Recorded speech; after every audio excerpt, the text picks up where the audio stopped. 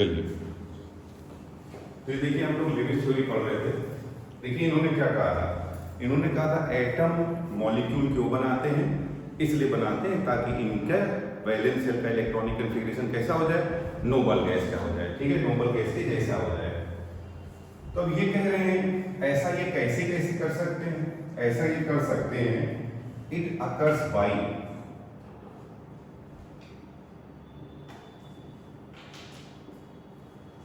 ऐसा तो ये कर सकते हैं पहला शेयरिंग, ये शेयरिंग लिखा है, शेयरिंग ऑफ इलेक्ट्रॉन, इलेक्ट्रॉन की शेयरिंग से कर सकते हैं। सर ये इलेक्ट्रॉन की शेयरिंग का क्या मतलब होता है, इससे ये बनाएंगे कोवेलेंट बॉन्ड बनाएंगे। कौन सा बॉन्ड बनाएंगे, कोवेलेंट बॉन्ड बनाएंगे। ठीक है, तो यहां पे बनता है कोवेलेंट,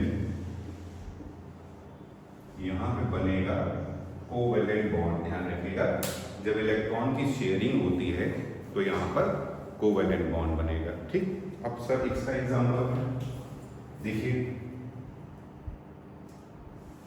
ये मान लीजिए मैंने बनाया मीथेन, ये मैंने मीथेन बनाया, याद करेंगे मीथेन को, इसी को हम लोग मार्स गैस भी कहते हैं। मार्स मतलब दलदली एरिया जो होता है ना, मार्सी एरिया, उसमें ये गैस बबल्स के फॉर्म में निकलती है, इसलिए मार्स गैस भी बोलते हैं। ठीक है, तो बोल रहे हैं नेचुरल गैस भी इसी को बोलते हैं, इसी को हम लोग नेचुरल गैस भी कहते हैं। तो बेटा ये मीथेन है, मीथेन को ही हम लोग मार्स गैस भी कहते हैं और नेचुरल गैस भी कहते हैं। अब जरा सा ध्यान से देखेंगे, इसमें बेटा आपको ये एक मेन एटम दिख रहा होगा, ये देखिए ये मेन एटम है, इसको हम लोग सेंट्रल एटम बोलेंगे। क्या बोलेंगे, सेंट्रल एटम। तो ये जो मेन एटम है इसको कहेंगे हम लोग सेंट्रल एटम। ठीक, और जो बचे हुए एटम हैं इनको हम लोग बोलेंगे साइड एटम, साइड एटम। तो अब central atom, how to identify central atom, कैसे पता करेंगे कि ये सेंट्रल एटम है। ठीक है, एक ये ऐसे लगभग हम बता रहे हैं। देखिए पहली बार सेंट्रल एटम तो सेंट्रल एटम ही है, वो ऐसे नहीं बदल जाएगा हमारे बोलने से, समझे। हम लोग लगा रहे हैं, ये ट्रिक्स लगा रहे हैं कि कैसे हम पहचान ले कि भाई ये सेंट्रल एटम है, समझे, ये हम कैसे पहचानेंगे। तो देखिए यहाँ पे पहला है नंबर 1, बताओ बेटा इसका नंबर कम है कि साइड वाले एटम का नंबर कम है, किसका नंबर कम है बताइए, सेंट्रल एटम। तो वो जो नंबर में कम होता है, समझे। तो ये पहला है, नंबर में ये होना चाहिए कम। ठीक है, अब एक बात बताइए बेटा, सेंट्रल एटम पे कई सारे एटम, कई सारे साइड एटम जुड़े हुए होते हैं। जैसे एक लड्डू पे कई सारी चींटी चिपक सकती है, तो लड्डू पे कई सारे चींटी चिपक सकती है, मगर चींटी पे भी कई सारे लड्डू चिपका सकते हो क्या, बताओ बताओ। तो चींटी पे लड्डू की लड्डू पे चींटी, लड्डू पे चींटी। ठीक, क्यों सर बताइए, चींटी पे लड्डू क्यों नहीं चिपका सकते, ये तो क्वेश्चन है ना, बताइए, रीनीट का क्वेश्चन हो जाएगा। क्यों भाई बताइए, छोटा, चींटी छोटी है, लड्डू बड़ा है, तो समझो ये है चींटी और ये है लड्डू। कुछ समझ में आया क्या बोलना चाहता हूं, यानी कि सर अब तो कुछ कुछ समझ में आया हमारे कि सेंट्रल एटम का साइज ज्यादा होना चाहिए, है कि नहीं भैया। तो सर साइज में होना चाहिए ज्यादा, दूसरा तो साइज में होना चाहिए ज्यादा, ज्यादा साइज का होना चाहिए। ठीक है, इसके बाद सुनो बेटा, तीसरा क्या है, कोवैलेंट। एक बात बताओ बेटा, इसे एक ध्यान से बताना, हाइड्रोजन ज्यादा नंबर में बॉन्ड बना रहा है कि कार्बन ज्यादा नंबर में बॉन्ड बना रहा है, तो कार्बन बॉन्ड बना रहा है, समझ लो ना बेटा। ये क्या है, ये बॉन्ड बताया था ना, इलेक्ट्रॉन की शेयरिंग से बन रहे हैं। देखो एक इलेक्ट्रॉन कार्बन शेयर कर रहा है, एक हाइड्रोजन शेयर कर रहा है, फिर यहाँ कार्बन शेयर कर रहा है, यहाँ हाइड्रोजन शेयर कर रहा है, ये कार्बन शेयर कर रहा है, ये हाइड्रोजन शेयर कर रहा है, ये भी देखिए दोनों शेयर कर रहे हैं। ठीक है, यहाँ अगर आप गिनोगे है, यहाँ देखो तो सेंट्रल एटम वो होता है जिसकी ज्यादा बॉन्ड बनाने की क्षमता होनी चाहिए। ठीक है, बॉन्ड बनाने की क्षमता को कहते हैं कोवैलेंसी, सहसंयोजकता, समझे? कोवैलेंसी, ध्यान रखिएगा। तो ये सेंट्रल एटम ऐसा होना चाहिए जिसकी कोवैलेंसी ज्यादा हो। तो अगला क्राइटेरिया, मैं इसी चैप्टर में आपको कोवैलेंसी भी निकालना सिखाऊंगा, अलग हेडिंग है वो, ठीक है? तो सर अभी के लिए बस इतना जान लीजिए कि कोवैलेंसी में होना चाहिए ज्यादा। अच्छा एक बार बताओ बेटा, कह रहे हैं, ध्यान से देखिएगा इसको और आप हमें बताइए कि इलेक्ट्रॉन ज्यादा अमाउंट में, ज्यादा नंबर में कौन शेयर कर रहा है? कार्बन शेयर कर रहा है या हाइड्रोजन शेयर कर रहा है? बोलिए। कार्बन, है ना? क्योंकि कार्बन कितने इलेक्ट्रॉन शेयर कर रहा है? 4। हाइड्रोजन कितना शेयर कर रहा है? एक हाइड्रोजन एक शेयर कर रहा है, ठीक? तो बेटा एक बात बताओ, मैं एक टर्म आपसे पूछने जा रहा हूं, इलेक्ट्रोनेगेटिविटी। तो पहले तो नोट करके ये लिखेंगे, ये ट्रिक है एक्चुअली में याद रखने के लिए। इलेक्ट्रोनेगेटिविटी,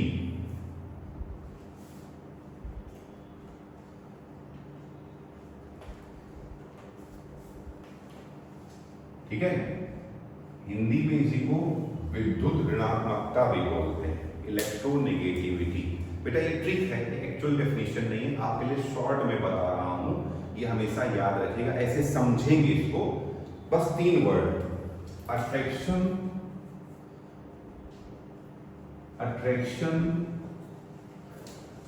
टूवर्ड इलेक्ट्रॉन, ठीक है? अट्रैक्शन टूवर्ड इलेक्ट्रॉन, इसको और ज्यादा डिटेल में एक्चुअल डेफिनेशन की बात करेंगे, पीरियोडिक टेबल में मैं आपको कराऊंगा, ठीक है? बट इसमें डिफरेंस होता है, एक्चुअली में शेयर्ड पेयर्ड इलेक्ट्रॉन के लिए बताई जाती है। बट हम लोग अभी के लिए शॉर्ट में बस इतना याद रखेंगे, अट्रैक्शन टूवर्ड इलेक्ट्रॉन, ठीक? बेटा दुनिया में अगर मैं बोलता हूं आपसे, अगर मैं बोलता हूं ऑर्डर ऑफ इलेक्ट्रोनेगेटिविटी, तो दुनिया में सबसे ज्यादा इलेक्ट्रोनेगेटिव एटम कौन सा होता है? तो सबसे ज्यादा इलेक्ट्रोनेगेटिव एटम जो है ये होता है फ्लोरीन, ठीक है? फ्लोरीन के बाद सर क्या होता है? ऑक्सीजन। ऑक्सीजन के बाद क्या होता है? नाइट्रोजन। और नाइट्रोजन के बाद लगभग इलेक्ट्रोनेगेटिव होता है क्लोरीन। अगर आप भूल जाओ जीवन में कभी, तो ये फॉर्मूला याद कर लेना। क्या फॉर्मूला? बेटा देखो, इसको ऐसे पढ़ो, तो ये पढ़ोगे, ये हो जाएगा फोन, ये लीजिए, और Cl बोले तो कर लो, समझे? तो अगर भूल जाना तो फोन कर लेना। तो एक तो ये याद रखना हमेशा, ठीक है?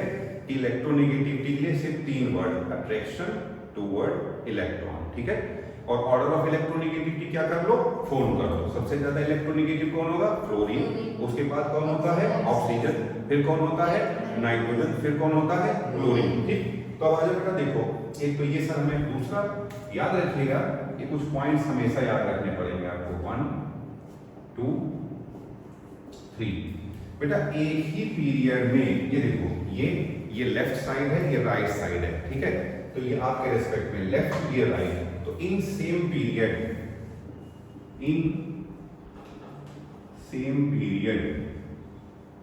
लेफ्ट टू राइट इलेक्ट्रोनेगेटिविटी, बेटा एक ही पीरियड में लेफ्ट से राइट जाने पर इलेक्ट्रोनेगेटिविटी लगातार बढ़ती जाएगी। ध्यान रखिएगा, इलेक्ट्रोनेगेटिविटी लगातार बढ़ती जाएगी। कहां तक बढ़ती है? Up to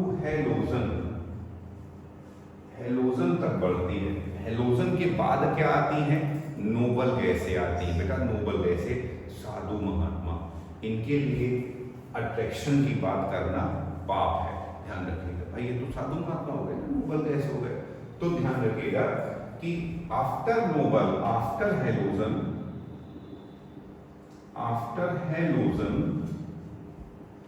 in noble gases, यहां पे इलेक्ट्रोनेगेटिविटी लगभग क्या हो जाएगी? 0 हो जाएगी, ऑलमोस्ट नेग्लेजिबल हो जाएगी, 0 हो जाएगी। फिर और सर क्या हमें मालूम होना चाहिए? हमेशा ये याद रखिएगा, बेसिक रूल से सुनो बेटा। और क्या मालूम होना चाहिए? एक ही ग्रुप में जब आप एक ही ग्रुप में ऊपर से नीचे जाते हैं ना तो इलेक्ट्रोनेगेटिविटी लगातार रिड्यूस होती जाएगी। तो एक ही पीरियड में जब लेफ्ट से राइट जाएंगे तो इलेक्ट्रोनेगेटिविटी बढ़ती जाएगी। कहाँ तक बढ़ती जाएगी? नोबल गैस तक बढ़ती जाएगी। मतलब एक ही ग्रुप में ऊपर से नीचे जाने पे इलेक्ट्रोनेगेटिविटी लगातार घटती जाएगी। ठीक है, तो in same group up to down electronegativity decreases. अब ये जर्नल बात है सर, हमने आपको अब एक बात बताओ बेटा, ऐसे ही समझ सकते हो इलेक्ट्रोनेगेटिविटी अट्रैक्शन टुवर्ड इलेक्ट्रॉन, जैसे कंजूस इंसान, समझ रहे ना? तो कंजूस इंसान का किसके लिए अट्रैक्शन होता है? पैसे के लिए। अब एटम के काम का क्या है? इलेक्ट्रॉन। तो ये सारी काम अब एक बात बताइए, कौन अपना पैसा ज्यादा शेयर करेगा? ज्यादा कंजूस या कम कंजूस? बताइए। जो कम कंजूस होगा वही ज्यादा आसानी से शेयर करेगा। तो अब आप बताइए, हाइड्रोजन ज्यादा शेयर कर रहा है कि कार्बन ज्यादा शेयर कर रहा है? कार्बन। तो कार्बन को ज्यादा कंजूस होना चाहिए कि कम कंजूस होना? सर इससे हमें पता चलता है कि सेंट्रल, अब बताइए सेंट्रल एटम को ज्यादा इलेक्ट्रोनेगेटिव होना चाहिए या कम इलेक्ट्रोनेगेटिव होना चाहिए? बोलिए। इलेक्ट्रोनेगेटिविटी मतलब कंजूसियत, बस आप ऐसे समझिए। इलेक्ट्रोनेगेटिविटी क्या हो गई? कंजूसियत। तो ज्यादा कंजूस कि कम कंजूस? तो ज्यादा इलेक्ट्रोनेगेटिव कि कम इलेक्ट्रोनेगेटिव? तो कम। तो सर एक और पैरामीटर आपने बता दिया हमको कि ये होना चाहिए लेस इलेक्ट्रोनेगेटिव। ध्यान रखिएगा, इसको होना चाहिए लेस इलेक्ट्रोनेगेटिव। ठीक है, ध्यान रखेंगे। तो ये हमने आपको बता दिया भैया। तो इन्होंने क्या कहा, सुनिए, लेविस थ्योरी में ये बताया गया है कि एटम से मॉलिक्यूल इसलिए बनता है क्योंकि वो चाहते हैं कि वो अपने पास वाली नोबल गैस के जैसा इलेक्ट्रॉनिक कन्फिगरेशन गेन कर ले। ऐसा ये कैसे कैसे कर सकते हैं? एक तो ये शेयरिंग ऑफ इलेक्ट्रॉन से करेंगे। जब इलेक्ट्रॉन की शेयरिंग होगी तो यहाँ कोवेलेंट बॉन्ड बनेगा। इसमें देखिए मैंने एक एग्जांपल बताया, मीथेन बनाया है। ठीक है, फिर मीथेन में बताया बेटा ये सेंट्रल एटम है, ये सारे साइड एटम है। यहाँ पर बता दिया सेंट्रल एटम को how to identify central atom, इसके लिए क्या क्या क्राइटेरिया जो हम लोग को दिमाग में हमेशा रखने होंगे। तो सबसे पहले नंबर में कम होना चाहिए, साइज में ज्यादा होना चाहिए, कोवैलेंसी में ज्यादा होना चाहिए और इलेक्ट्रोनेगेटिविटी में कम होना चाहिए। ये अब आपको पूरे चैप्टर में जरूरत पड़ती रहेगी। ये सारे बेसिक रूल्स आप याद रखेंगे। ठीक है, फिर मैंने आपको बता दिया, बोलो बच्चों ये ट्रिक है, ये एक्चुअल डेफिनेशन नहीं है, सीधे याद कर लीजिए। इलेक्ट्रोनेगेटिविटी में बस 3 वर्ड, अट्रैक्शन टुवर्ड इलेक्ट्रॉन। सबसे ज्यादा इलेक्ट्रोनेगेटिव कौन होता है? फ्लोरीन। उसके बाद कौन सा है? ऑक्सीजन। फिर कौन सा है? नाइट्रोजन। और फिर क्या है? क्लोरीन। ठीक है, फिर अब बताओ बच्चों, एक ही पीरियड में लेफ्ट से राइट जाने पे क्या होती है? इलेक्ट्रोनेगेटिविटी लगातार घटती जाती है। कहां तक घटती जाती है? हैलोजन तक। हैलोजन के बाद कौन आते हैं? अरे बढ़ती जाती है, घटती बोल दिया क्या है ना? तो बोल रहे हैं एक ही पीरियड में आगे जाने पे इलेक्ट्रोनेगेटिविटी लगातार बढ़ती जाती है। तो कहां तक बढ़ती जाएगी? हैलोजन तक। हैलोजन के बाद कौन आ जाती है? नोबल गैसें। बताया बेटा ये साधु महात्माएं, इनके लिए अट्रैक्शन की बात करना पाप है, समझे? तो यहाँ पे इलेक्ट्रोनेगेटिविटी लगभग क्या हो जाएगी? 0 हो जाएगी। अब आइए दूसरा, एक ही ग्रुप में बताओ इलेक्ट्रोनेगेटिविटी लगातार रिड्यूस होती। तो ये तो पहली बात थी, इन्होंने बताया भैया, लेवी साहब ने एक बताया कि आप इलेक्ट्रॉन की शेयरिंग से बना सकते हो। और यहाँ पे फिर काउंट भी कर लो, बोले देखो ये काउंट करिए, इस कार्बन में काउंट करिए कितने इलेक्ट्रॉन हो रहे हैं। तो 2, 2, 4, 2, 6 और 2, 8। लो भैया यहाँ इसके 8 इलेक्ट्रॉन हो गए। फिर हाइड्रोजन में कितने हो रहे हैं? बेटा याद रखना, सुनो, हाइड्रोजन और हीलियम में डुप्लेट रूल लगता है। डुप्लेट रूल का मतलब क्या होता है? ये 2 ही इलेक्ट्रॉन में स्टेबल हो जाते हैं, बाकी के सभी एटम में ऑक्टेट रूल लगेगा। ऑक्टेट का मतलब इनको स्टेबल होने के लिए कम से कम 8 इलेक्ट्रॉन चाहिए वैलेंस शेल में। बट याद रखिएगा हाइड्रोजन और हीलियम में कौन सा रूल लगेगा? डुप्लेट रूल लगेगा। ये 2 ही इलेक्ट्रॉन में स्टेबल हो जाते हैं। तो लो, हाइड्रोजन भी स्टेबल है भैया, इसके वैलेंस शेल में कितने इलेक्ट्रॉन है? 2 इलेक्ट्रॉन है। और कार्बन भी स्टेबल है, इसके वैलेंस शेल में कितने इलेक्ट्रॉन है? 8 इलेक्ट्रॉन है। ठीक है, फिर और क्या बताया था इन्होंने? कहा था एक तो आप ऐसे एटम बना सकता है, ऐसे मॉलिक्यूल बना सकता है, इलेक्ट्रॉन की शेयरिंग करके बना सकता है। दूसरा बताया था इलेक्ट्रॉन के ट्रांसफर से भी मॉलिक्यूल बनता है। तो दूसरा इन्होंने जो बताया है बाय ट्रांसफर ऑफ इलेक्ट्रॉन,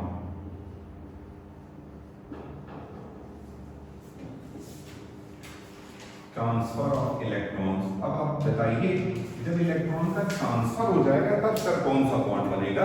यहाँ पे बनता है आयनिक बॉन्ड। कौन सा बॉन्ड बनेगा? आयनिक बॉन्ड बनेगा।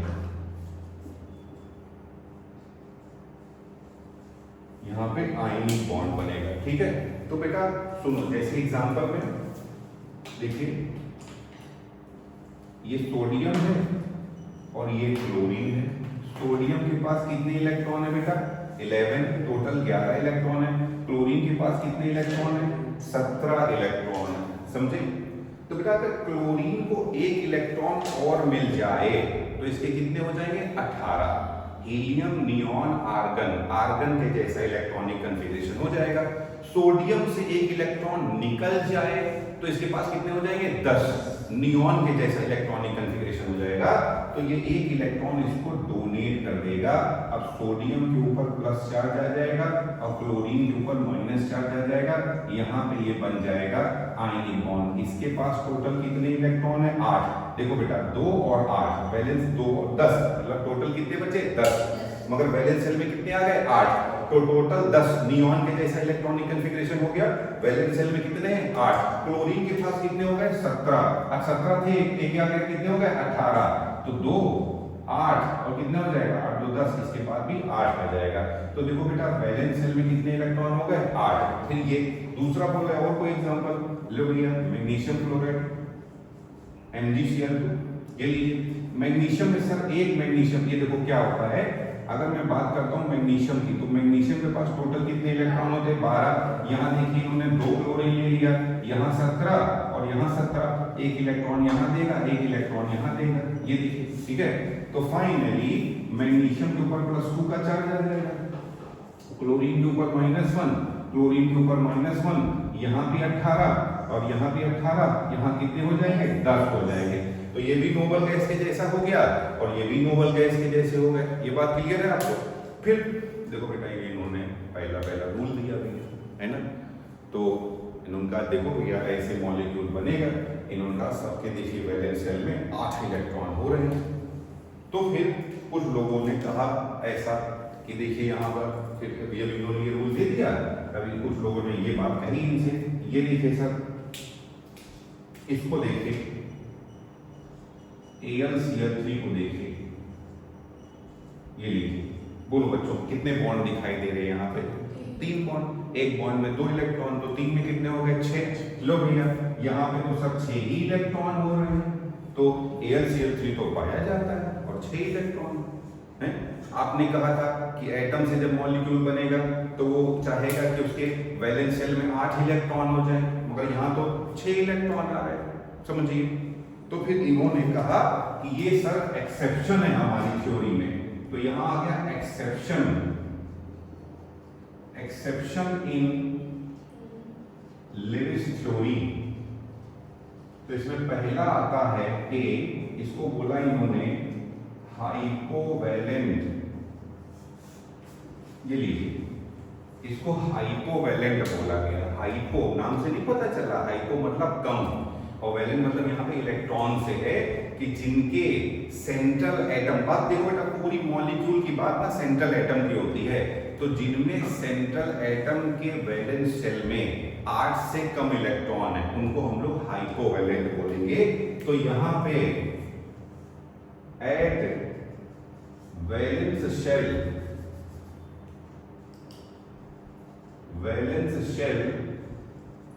ऑफ या in valence shell of central atom less than 8 electron, बोले सेंट्रल एटम के वैलेंस सेल में 8 से कम इलेक्ट्रॉन होने चाहिए, समझे? ऐसा होगा तो इनको हाइपोवैलेंट बोलेंगे, ठीक है। जैसे ये हो गया आपका, तो ये हाइपोवैलेंट है। दूसरा क्या था इनमें? तो सेकंड आया भैया हाइपरवैलेंट। बेटा ध्यान रखिएगा, हाइपरवैलेंट को सुपर ऑक्टेट भी कहते हैं। हाइपरवैलेंट या सुपर नाम से नहीं पता चला। एक बात बताओ, हाइपोवैलेंट कौन थे? जिनके वैलेंस सेल में 8 से कम इलेक्ट्रॉन, तो हाइपरवैलेंट कौन होंगे? जिनके वैलेंस शेल में 8 से ज्यादा, तो they have more than 8 electron in valence shell of central atom. Central atom के वैलेंस शेल में 8 से ज्यादा इलेक्ट्रॉन होंगे। जैसे एग्जांपल में बेटा ये देखो, एग्जांपल में पहला देखिए PCl5, ये देखिए, बोलो बच्चों यहाँ टोटल कितने बॉन्ड दिख रहे हैं आपको? 5 बॉन्ड दिख रहे हैं। एक बॉन्ड में 2 इलेक्ट्रॉन, तो 5 बॉन्ड में 10, तो सर यहाँ पे 10 इलेक्ट्रॉन हो गए। ये देखिए, ये तो बहुत ज्यादा कर दिए। दूसरा फिर ये देखो SF6 बना रहा हूं मैं, ये देखिए SF6 से कितने बॉन्ड बना डाले हमने? 6। एक बॉन्ड में 2, तो 6 बॉन्ड में कितने इलेक्ट्रॉन? 12। तो ये भैया एक्सेप्शन आ गए, इसलिए इनकी थ्योरी भी ज्यादा चल नहीं पाई। अभी थ्योरी थी और अभी इतने सारे एक्सेप्शन आ गए, 2 एक्सेप्शन आ गए, समझे? तो फाइनली इसके बाद जो थ्योरी मालूम कौन सी आ गई थी? VBT, valence bond theory. तो जो अब हम लोग अगले टर्म में पढ़ेंगे वैलेंस बॉन्ड थ्योरी पढ़ेंगे। क्या ये बात आप लोगों को क्लियर है, समझ में आई? चलिए नोट कर लीजिए सारे लोग, नोट करिए।